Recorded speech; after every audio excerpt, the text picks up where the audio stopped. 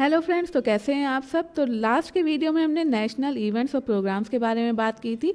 तो आज हम बात करने वाले नेशनल जो रिपोर्ट और इंडाइजेस आते हैं उसके बारे में, क्योंकि ये डायरेक्ट हमको 2 से 3 नंबर जो है वो एग्ज़ाम में दिलाने वाला है। तो आज की हम सबसे पहले रिपोर्ट की बात करेंगे, वो हो जाएगी हमारी एनसीईआरबी।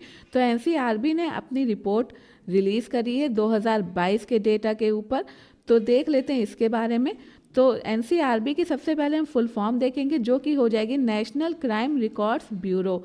तो इसने अपनी एनुअल रिपोर्ट रिलीज़ की है, जिसमें इसने बताया कि 2022 में इंडिया में जो जो क्राइम हुए हैं उसके बारे में। और ये रिपोर्ट रिलीज़ कब की गई है? ये की गई है 3 दिसंबर 2023 को। तो अगर इसकी कुछ की हाइलाइट्स देख लेते हैं, जो कि आपके एग्ज़ाम में स्टेटमेंट के तौर पर भी पूछा जा सकता है या डायरेक्ट क्वेश्चन आ सकता है उसके बारे में।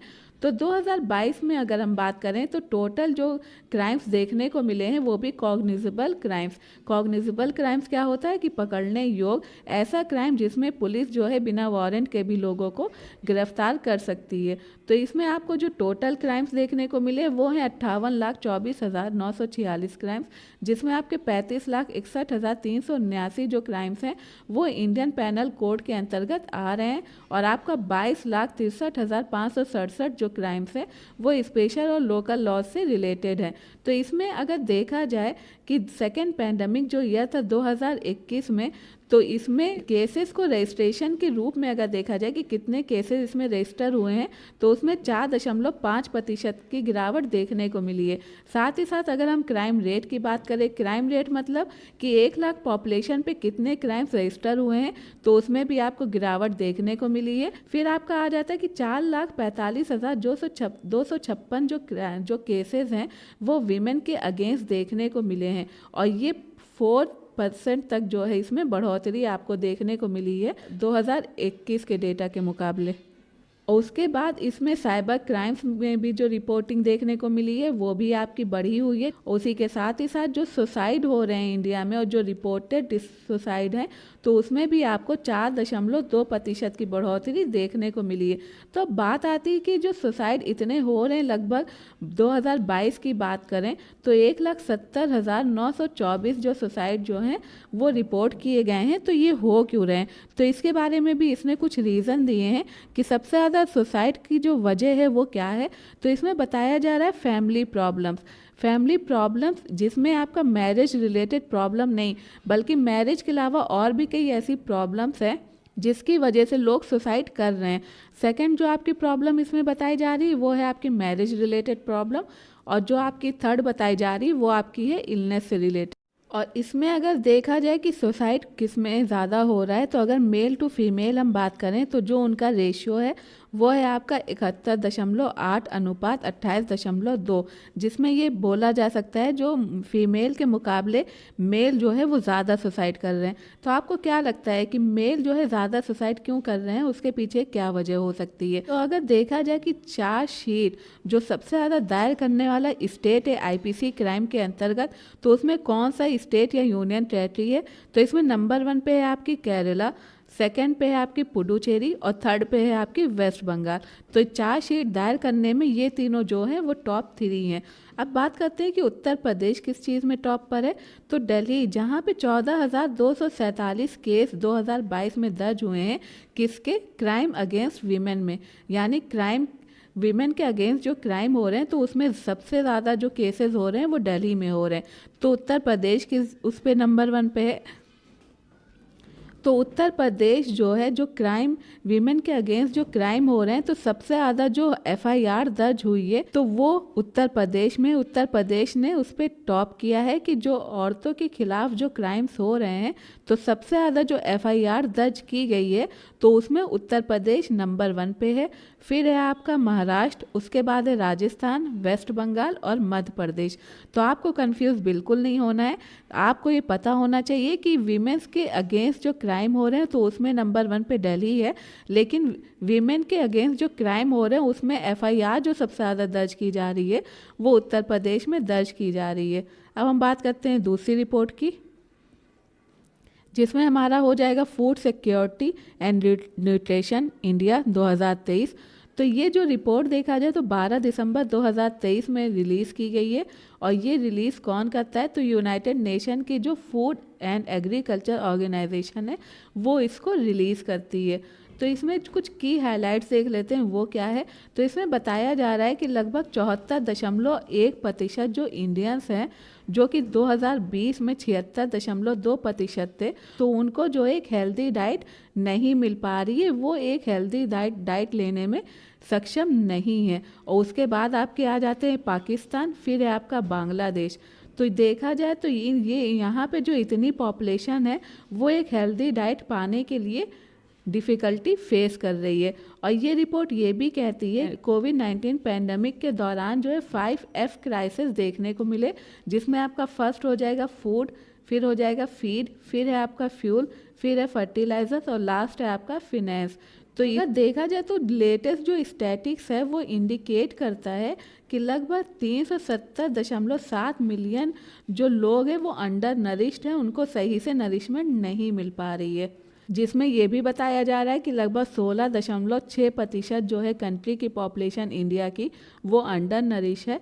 और लो बर्थ वेट जो है जो प्रचलन चल रहा है तो उसमें इंडिया जो है वो नंबर 1 पर है, जहां पर लो बर्थ वेट देखने को मिला है। उसके साथ ही साथ आपका बांग्लादेश और नेपाल है। तो ये रिपोर्ट आपके लिए इम्पॉर्टेंट हो जाती है, आपको इसके बारे में पता होना चाहिए। सबसे पहले तो यही पता होना चाहिए कि इसमें जो है ये रिपोर्ट रिलीज़ किसके द्वारा की जाती है। बाकी हम देख लेते हैं अपनी नेक्स्ट रिपोर्ट, जो कि हो जाएगी वर्ल्ड मलेरिया रिपोर्ट 2023। तो सबसे पहले इसको रिलीज़ कौन करता है, इसको रिलीज़ करता है वर्ल्ड हेल्थ ऑर्गेनाइजेशन यानी WHO। तो उसने अपनी रिपोर्ट रिलीज़ की है 2023 की। कब रिलीज़ की है, 30 नवंबर 2023 को, जिसमें उसने बताया है कि जो मलेरिया है तो इस टाइम पे मलेरिया की जो सिचुएशन है पूरे ग्लोबली तो वो क्या है। तो अगर ग्लोबली इसका इम्पैक्ट देखा जाए तो मलेरिया के जो केसेस हैं वो लगभग ड्रॉप्ड हुए हैं। पहले वो 243 मिलियन थे, जिससे ड्रॉप होकर वो 233 मिलियन हो चुके हैं। और कब 2000 से 2019 के बीच में देखा जाए तो ये आपको देखने को मिलेगी। इसमें आपको ड्रॉप देखने को मिलेगा, लेकिन 11 मिलियन जो केसेस हैं वो डायरेक्ट 2020 में आपको बढ़ते हुए भी दिखे हैं। उसके साथ ही साथ लगभग 6,08,000 जो डेथ है वो 2022 में रिपोर्ट की गई है मलेरिया की वजह से। और 4 ऐसी कंट्रीज़ हैं जहां पर देखा जाए तो मलेरिया केसेस सबसे ज़्यादा पाया जाता है, जिसमें नंबर 1 पे आपका हो जाता है नाइजीरिया, उसके बाद आपका हो जाता है डेमोक्रेटिक रिपब्लिक ऑफ कॉन्गो, और थर्ड पे आपका हो जाता है युगांडा, और फोर्थ है आपका मोजाम्बिक। तो ये चारों ऐसी कंट्रीज़ है जहाँ पे मलेरिया के केस जो हैं वो आपको देखने को मिले हैं। और WHO ने जो अपना एम रखा हो यही आपके लिए इसमें इम्पॉर्टेंट है कि WHO का एम क्या है मलेरिया को लेकर। तो WHO का जो एम है तो वो है कि वो मलेरिया इंसिडेंस और जो मोर्टेलिटी जो रेट्स है वो 2025 तक इसको 75% तक कम करेगा, और 2030 तक वो इसको 90% तक कम करने वाला है। तो ये आपको, भले ही आप इसमें और कुछ याद रखिए ना रखिए, लेकिन आपको ये ज़रूर पता होना चाहिए कि WHO ने मलेरिया इंसिडेंस को कम करने के लिए क्या टारगेट रखा है। तो वो 75% तक वो 2025 तक मलेरिया इंसिडेंस को कम करेगा, और 2030 तक 90% तक वो उसको कम करने वाला है। और उसके बाद अगर हम इंडिया का इसमें सिनेरियो देख ले कि इंडिया में क्या सीन है मलेरिया को लेकर, तो अगर देखा जाए तो नंबर ऑफ़ जो केसेस और जो डेथ है मलेरिया की वजह से या मस्कीटो बॉर्न जो इन्फेक्शन है इंडिया में, तो वो लगातार आपको गिरते हुए दिख रहा है। तो लगातार उसमें गिरावट देखने को मिल रही है, जिसमें आपका 33.8 लाख जो केसेस हैं और 5,511 जो डेथ हैं, तो उसमें लगातार 30% की कमी देखने को मिल रही है। और अगर मॉर्टेलिटी जो रेट है तो उसमें 34% तक की कमी आपको देखने को मिलेगी। अब हमारी नेक्स्ट रिपोर्ट जिसमें हम बात करेंगे annual report on road accident, तो उसके बारे में बात करेंगे। तो annual report on road accident जो इंडिया 2022 है, तो ये पब्लिश की जाती है ministry of road transport and highways के द्वारा। और कब ये रिलीज़ की गई? 31 अक्टूबर 2023 को। तो 2022 की अगर बात करें तो इंडिया में टोटल 4,61,312 जो हैं वो रोड एक्सीडेंट देखने को मिले हैं, जिसकी वजह से लगभग 1,68,491 लोगों ने अपनी जान गंवाई है। और अगर देखा जाए तो ये फिगर रिप्रेजेंट करता है 11.9%।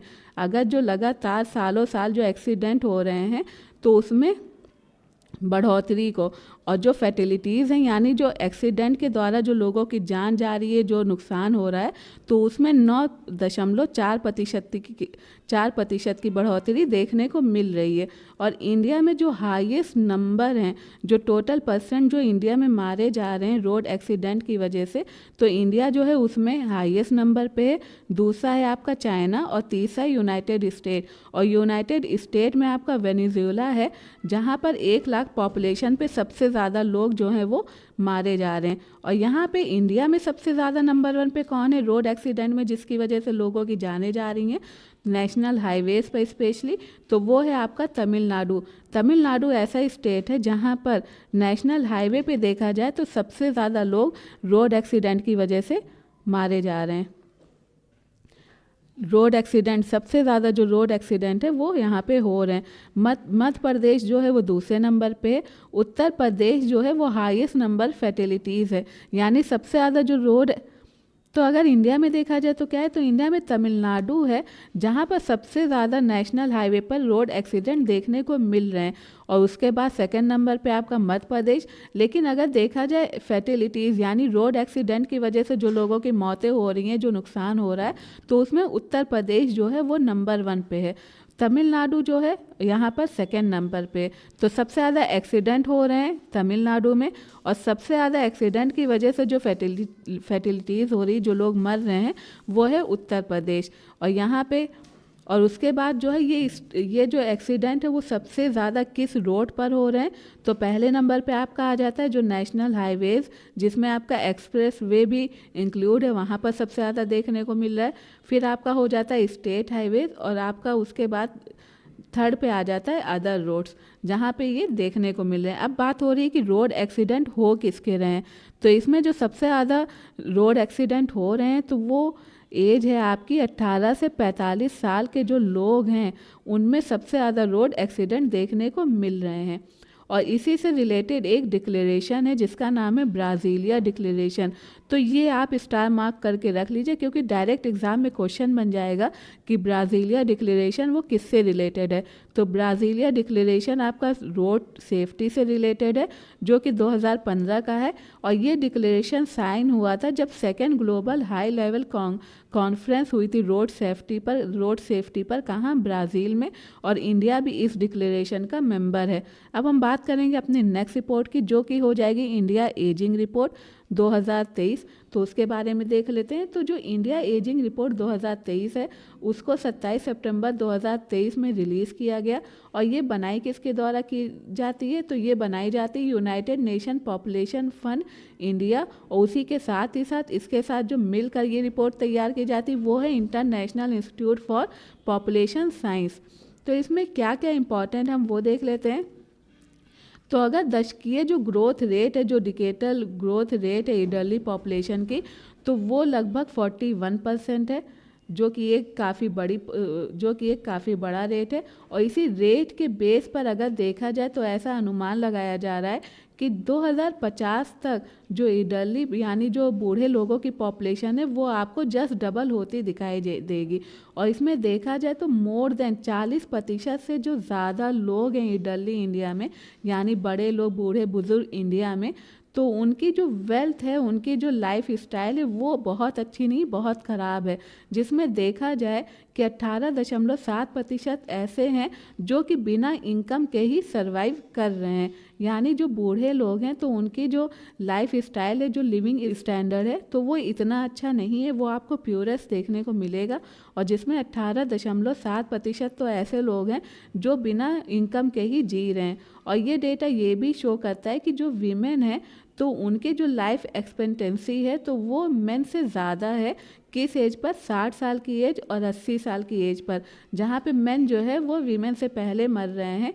उसके बाद है आपका सेक्स रेशियो। सेक्स रेशियो क्या, 1000 मेल्स पर जो फीमेल्स होती हैं, तो अगर देखा जाए तो ये लगातार 1991 से बढ़ रहा है। और मोस्टली जो स्टेट है, खासकर सदर्न रीजन में और कुछ नॉर्दर्न स्टेट हैं, जैसे कि आपका हो गया हिमाचल प्रदेश, पंजाब, वहाँ पर सबसे ज़्यादा इडरली पॉपुलेशन आपको देखने को मिलेगी। नेक्स्ट है हमारा जो सेंसस आया है माइनर इरिगेशन स्कीम पर, तो उसका कौन सा एडिशन है? ये 6 एडिशन है। तो रिसेंटली जो ministry of Jal Shakti, department of water resources, river development and Ganga rejuvenation है, उसने अपनी रिपोर्ट रिलीज़ की है। कौन सी report? 6 census on minor irrigation scheme पर। तो ये रिपोर्ट रिलीज़ कब की गई है वो भी देख लेता हूँ। ये रिपोर्ट है क्या, बात किसके बारे में करती है, वो भी हम जानेंगे। तो ये रिपोर्ट रिलीज़ हुई है 26 अगस्त 2023 को। रेफरेंस ईयर क्या है इसका? वो है 2017-18। माइनर इरिगेशन जो स्कीम है तो वो ऐसे स्ट्रक्चर्स को कैटेगराइज करती है, जैसे आपका ग्राउंड वाटर हो गया, जो सरफेस वाटर है, और वहाँ पे वो ऐसी जगह की बात करती है जहाँ पे ऑलरेडी जो कल्चरल कमांड एरिया है वो 2000 हेक्टेयर तक होना चाहिए। इसमें क्या क्या बातें की जा रही है? तो इसमें बात की जा रही है कि यहाँ पे 23.14 मिलियन जो माइनर इरिगेशन स्कीम है तो वो कंट्री में रिपोर्ट की गई है। कहाँ पर? 695 डिस्ट्रिक्ट और 6,47,394 विलेजेस में। और बाकी इसमें इतना ज़्यादा इम्पॉर्टेंट नहीं है, कुछ बातें इम्पॉर्टेंट है कि सबसे ज़्यादा कौन सी चीज़ यहाँ पे देखने को मिल रही है, ग्राउंड वाटर कितना है, सरफेस वाटर कितना है। तो अगर हाईएस्ट अमाउंट, तो अगर एमआई स्कीम में जो शेयरिंग की बात करें तो हाईएस्ट अमाउंट में जो शेयरिंग हो रही है वो डगवेल के थ्रू हो रही है।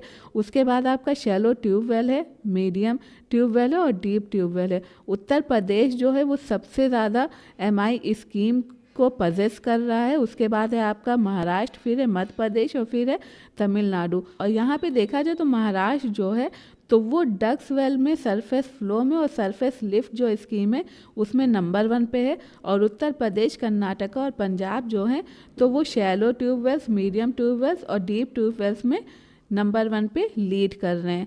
NIRF इंडिया रैंकिंग्स 2023, तो रिसेंटली देखा जाए तो 5 जून 2023 को ministry of state for education and external affairs ने अपनी रिपोर्ट जारी की है, जिसका कि ये 8th एडिशन है इंडियन रैंकिंग्स 2023, जो कि इम्प्लीमेंट होती है जो नेशनल इंस्टीट्यूट रैंकिंग फ्रेमवर्क से उसको ये इम्प्लीमेंट करती है। NIRF जो है वो मिनिस्ट्री ऑफ एजुकेशन के द्वारा 2015 में शुरू किया गया था। तो लगभग बात की जा रही 5543 जो है वो यूनिक इंस्टीट्यूशन है जिसने इस रैंकिंग में पार्टिसिपेट किया है, जिसमें नंबर 1 पे अगर देखा जाए तो ओवरऑल कैटेगरी में जो नंबर 1 पे लगातार 5 सालों से बनी आ रही है 2019-23 से, तो वो है आपका IIT मद्रास, और इंजीनियरिंग में लगातार 8 सालों से बनी हुई आ रही है। फिर है आपका Indian institute of science Bengaluru, तो वो यूनिवर्सिटी की कैटेगरी पे 8 साल से अपनी पोजीशन को बनाए हुए है। उसके बाद है आपका IIM अहमदाबाद मैनेजमेंट में लगातार ये 4 साल से अपनी पोजीशन को बनाए हुए है। उसके बाद हम बात करेंगे कि जो all India institute of medical science है यानी एम्स, तो न्यू दिल्ली ने जो है वो मेडिकल साइंस में लगातार 6 सालों से अपनी पोजीशन बनाई हुई है। फिर national institute of pharmaceutical education research Hyderabad है, तो इसमें ये पहली बार फर्स्ट पोजीशन पर आया है और इसने जामिया हमदर्द को आपकी सेकंड स्लॉट पे भेज दिया, जो कि हमेशा फर्स्ट पोजीशन पे मोस्टली आता था। और मिरांडा जो हाउस है तो उसने भी अपनी फर्स्ट पोजीशन जो है वो सारे कॉलेजेस में सिक्योर की है, और लगातार 7 सालों से मिरांडा हाउस जो है वो फर्स्ट पोजीशन पर बना हुआ है। IIT रुड़की जो है वो भी आर्किटेक्चर की फील्ड में देखा जाए तो लगातार 3 सालों से ये फर्स्ट पोजीशन पर आ रही है। और उसके बाद है national law school of India university Bengaluru, तो ये भी लगातार 6 सालों से अपनी पोजीशन नंबर 1 पे बनाए हुए है। तो अगर टॉप 3 इंस्टीट्यूशन देखा जाए ओवरऑल कैटेगरी में, तो नंबर 1 पे है आपका IIT मद्रास, फिर है आपका Indian institute of science Bengaluru, फिर है आपका Indian institute of technology Delhi. अब हम बात करते हैं 5th state food safety index की। तो इस बार का इसका कौन सा एडिशन है, वो है 5वां। तो union minister of health and family welfare ने रिपोर्ट प्रेजेंट की है, जो कि आपकी स्टेट फूड सेफ्टी इंडेक्स कौन सा एडिशन है, 5th एडिशन है, और किस साल के लिए 2022-23 की इसमें रिपोर्ट की बात की गई है। और ये कब रिलीज़ किया गया है, ये रिलीज़ किया वर्ल्ड फूड सेफ्टी डे। तो वर्ल्ड फूड सेफ्टी डे कब मनाया जाता है, ये आपको कमेंट बॉक्स में बताना है। और कहाँ पर इसको रिलीज़ किया गया है, वो है आपका विज्ञान भवन, जो कि न्यू दिल्ली में। तो इसके बारे में कुछ देख लेते हैं कि ये रिलीज़ हुआ 7 जून 2023 को, और 7 जून ही को वर्ल्ड फूड सेफ्टी डे मनाया जाता है। रिलीज़ किसके द्वारा किया गया, रिलीज़ किया food safety and standard authority of India, ministry of health and family welfare के द्वारा। और पहली बार ये जो रिपोर्ट है वो कब रिलीज़ की गई थी, वो की गई थी 7 जून 2019 को। और इसमें अगर देखा जाए तो यूनियन टेरेटरी में कौन फर्स्ट आया है, तो जम्मू कश्मीर फर्स्ट पोजीशन पे है, दिल्ली आपका सेकंड पे है, और चंडीगढ़ आपका 3rd पोजीशन पे आया है। स्मॉल स्टेट में आपका गोवा फर्स्ट पे है, मणिपुर सेकंड पे और सिक्किम 3rd पे है। और लार्जर स्टेट में आपका केरला फर्स्ट पे, पंजाब सेकंड पे और तमिलनाडु जो है वो 3rd पे आया है। अब हम बात करेंगे इंडिया जस्टिस रिपोर्ट की। तो इंडिया जस्टिस रिपोर्ट के बारे में देख लेते हैं। तो इंडिया जस्टिस रिपोर्ट जो है वो पुलिस फोर्सेस की रैंक को डिसाइड करती है, कुछ वेरियस इंडिकेटर्स है उसके ऊपर। तो इसके बारे में हम देख लेते हैं कि ये क्या है। तो इसमें हम बात करेंगे कि इसमें इस रिपोर्ट के बारे में बात करेंगे कि रिलीज़ हुई 4 अप्रैल 2023 को, रिलीज़ की जाती है टाटा ट्रस्ट के द्वारा। और सबसे पहले जो रिलीज़ की गई थी वो 2019 में रिलीज़ की गई थी। तो इंडियन जस्टिस रिपोर्ट जो है वो टाटा ट्रस्ट का एक इनिशिएटिव, और टाटा ट्रस्ट के साथ जो दक्ष है, कॉमनवेल्थ ह्यूमन राइट्स इनिशिएटिव है, कॉमन कॉज है, centre for social justice Vidhi centre है। तो ये जो है इनके द्वारा इसको रिलीज़ किया जाता है। और इसमें अगर देखा जाए सबसे ज़्यादा ऊपर जो पुलिस फोर्सेस को रखा गया है, तो लार्ज और मिड साइज स्टेट में जो टॉप 3 हैं वो है आपका कर्नाटका, तमिलनाडु और तेलंगाना। और अगर स्मॉल स्टेट में देखा जाए तो इसमें आपका पहले पे सिक्किम, दूसरे पे अरुणाचल प्रदेश, तो इसमें तीसरे नंबर पे हो जाएगा आपका त्रिपुरा। उसके बाद हम नेक्स्ट रिपोर्ट की बात करेंगे, जो आपकी हो जाएगी all India survey on higher education, जिसको हम शॉर्ट फॉर्म में ऐशे भी कहते हैं। तो इसमें 2020-21 में जो इनरोलमेंट देखने को मिले थे हायर एजुकेशन में और भी चीज़ें, उसके बारे में बात की जा रही है। तो रिसेंटली 23 जनवरी 2023 को मिनिस्ट्री ऑफ एजुकेशन के द्वारा एक रिपोर्ट रिलीज़ की गई, जो कि all India survey on higher education, जिसमें 2020-21 की डेटा के बारे में बात की जा रही है। तो इसके बारे में हम थोड़ा देख लेते हैं कि ये है क्या। तो ये जो रिपोर्ट है तो मिनिस्ट्री ऑफ एजुकेशन रिलीज़ करती है, और ये मिनिस्ट्री ऑफ एजुकेशन इसको कब से कंडक्ट कर रही है, वो कर रही है 2011 से। तो इसमें अगर स्टूडेंट इनरोलमेंट की बात करें तो स्टूडेंट का जो इनरोलमेंट है वो इसमें बढ़ता हुआ दिखा है। 2019-20 में बात करें तो ये 3.85 करोड़ इसमें इंक्रीमेंट देखने को मिल रहा था, और इस टाइम पे 4.13 करोड़ जो है इनरोलमेंट देखने को मिल रहा है। देखा जाए एक पॉजिटिव इम्पैक्ट देखने को मिल रहा है। उसी के साथ ही साथ जो फीमेल इनरोलमेंट है वो भी आपको बढ़ता हुआ दिख रहा है।